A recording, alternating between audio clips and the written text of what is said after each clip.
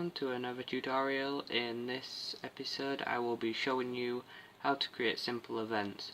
We'll be creating an event where when the player joins the game it sends them a message. It is good to learn how to use events because events can do things such as create clickable signs which run commands or do special things, or you could even make something as simple as where you open a door and it sends you a message.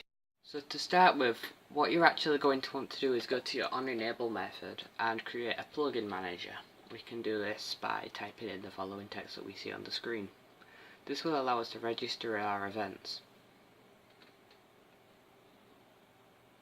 Make sure you get the right imports as well. I will also show those now.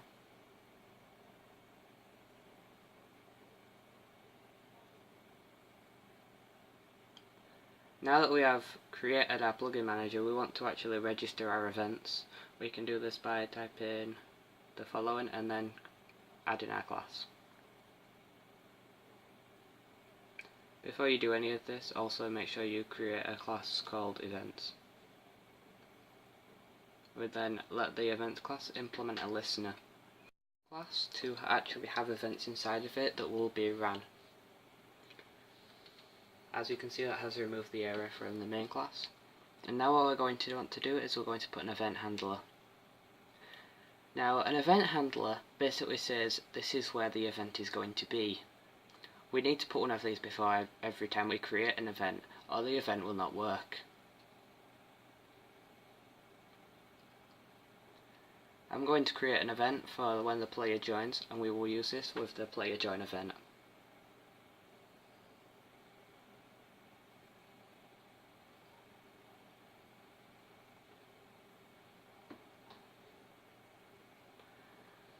We are going to get the player by typing player for player, then defining it to player, and then typing e.getPlayer.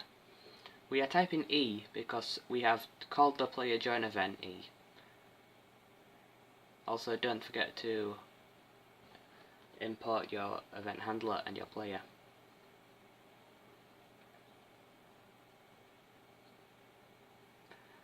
Next, what we're going to want to do is we're going to want to send the player a message. So I'm going to type the following: player.sendMessage, and then in our arguments I'm going to add colour. I'm going to add colour because I don't want it to be a plain white message. So I am adding the colour blue, and I'm also putting it to a string. This allows us to put more than one colour at a time. So I can put both blue and bold. Now I'm going to put the text. So I've put welcome back to. Don't forget a space after that, as I did. I will go back to correct that.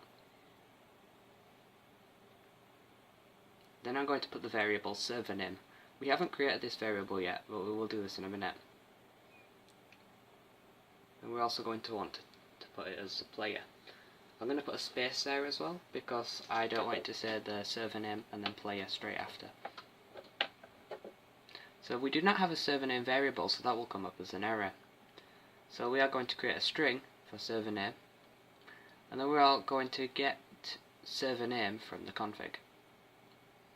So we're going to use our instance that we created in our last tutorial. So main.instance.getConfig.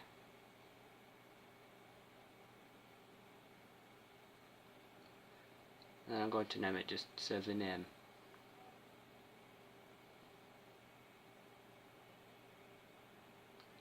Then we are going to actually want to create the area server name in our config so it does not come out with an error.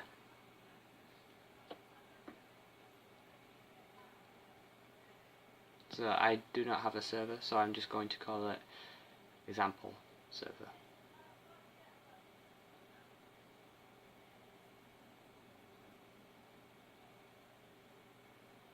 This will basically make it so when the player joins the game, it will say welcome back to your server name and then the player's name.